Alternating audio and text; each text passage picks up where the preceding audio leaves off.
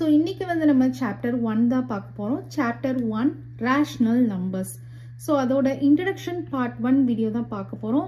Already நம்ம class 7லேயும் rational numbers பார்த்துருக்கோம். So உங்களுக்கு வந்து ரொம்பவே ஈஸியாக தான் இருக்கும். இப்போ வந்து ஃபர்ஸ்ட் டெஃபினிஷன் நம்ம பார்க்கலாம். ஒரு ரேஷ்னல் நம்பர் அப்படின்னா அது என்ன ஃபார்மெட்டில் இருக்கும்? P/Q ஃபார்மெட்டில் இருக்கும். ஒரு ஃப்ராக்ஷன் மாதிரி தான் இருக்கும். கரெக்டாக P/Q ஃபார்மெட்டில் இருக்கும். பட் P அண்ட் Qக்கு வந்து சம் கண்டிஷன்ஸ் இருக்கு. P and Q அப்படின்றது இன்டீஜர்ஸாக இருக்கும். P and Q எப்படி இருக்கும்? இன்டீஜர்ஸாக இருக்கும். அதுலேயும் ஒரு பர்டிகுலர் கண்டிஷன் இருக்கு. என்னது அப்படின்னு சொல்லி பார்த்தீங்கன்னா Q is not equal to 0. Q வந்து 0வா இருக்கக்கூடாது. மற்றபடி நமக்கு வேற எந்த இன்டீஜர் ஆனாலும் இருக்கலாம், ஆனால் 0வா மட்டும் இருக்கக்கூடாது. ஓகேவா? Pக்கு வந்து அந்த மாதிரி எந்த விதமான ரெஸ்ட்ரிக்ஷன்ஸ் கிடையாது. இன்டீஜர்ஸ்ல எந்த இன்டீஜர் ஆனாலும் இருக்கலாம். Qக்கு மட்டும் நமக்கு என்ன இருக்கணும்? இஸ் நாட் ஈக்குவல் டு 0வா இருக்கணும். ஓகேவா? ஸோ இன்டீஜர்ஸ் அப்படின்றதும் நம்ம ஆல்ரெடி டிஸ்கஸ் பண்ணியிருக்கிறோம். கிளாஸ் 6, கிளாஸ் 7 எல்லா இதுலையுமே பார்த்துருக்கீங்க. இன்டீஜர்ஸ்னா என்னது? Positive numbers, negative numbers, 0. So பியும் கியூவும் எப்படி இருக்கணும்? இன்டீஜர்ஸாக இருக்கணும். ஆனால் அதில் ஒரு பர்டிகுலர் கண்டிஷன் இருக்கு. என்னன்னா Q is not equal to 0வா இருக்கணும்.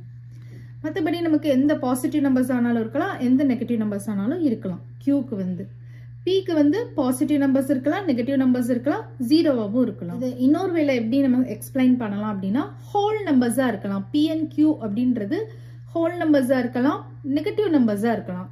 ஆனால் நீங்கள் இதில் ஒன்று நோட் பண்ணீங்க அப்படின்னா நல்லா கிளியராக தெரியும். ஹோல் நம்பர்ஸும் நெகட்டிவ் நம்பர்ஸும் சேர்ந்தது தான் நமக்கு என்னது? இன்டீஜர்ஸ். ஸோ இன்டீஜர்ஸ் அப்படின்றது பாசிட்டிவ் நம்பர்ஸ் இருக்கும். ஒரு நம்பர் லைன் ட்ரா பண்ணிங்கன்னா ரைட் ஹேண்ட் சைடு வந்து நமக்கு பாசிட்டிவ் இருக்கும், லெஃப்ட் ஹேண்ட் சைடு வந்து நெகட்டிவ் நம்பர்ஸ் இருக்கும், மிடில் 0 இருக்கும். ஸோ இதெல்லாம் சேர்ந்தது தான் என்னது? இன்டீஜர்ஸ். கரெக்டா? அப்போ ஹோல் நம்பர்ஸும் நெகட்டிவ் நம்பர்ஸும் அப்படின்னு சொல்றப்ப ஹோல் நம்பர்ஸ் அப்படின்றது 0லேருந்து ஸ்டார்ட் ஆகி இன்ஃபினிட்டியாக போயிட்டே இருக்கும். நெகட்டிவ் நம்பர்ஸ்ன்றது -1, -2 இந்த மாதிரி போயிட்டே இருக்கும். ஸோ இந்த ரெண்டுமே வந்து நமக்கு P and Qவா இருக்கலாம் அப்படின்னு சொல்லியிருக்காங்க.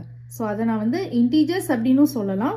அப்படி இல்லைன்னா நம்ம என்ன சொல்லலாம்? ஹோல் நம்பர்ஸும் நெகட்டிவ் நம்பர்ஸாகவும் இருக்கலாம் அந்த P and Q அப்படின்றது. அண்டர்ஸ்டாண்ட் ஆகுதா? ஓகே.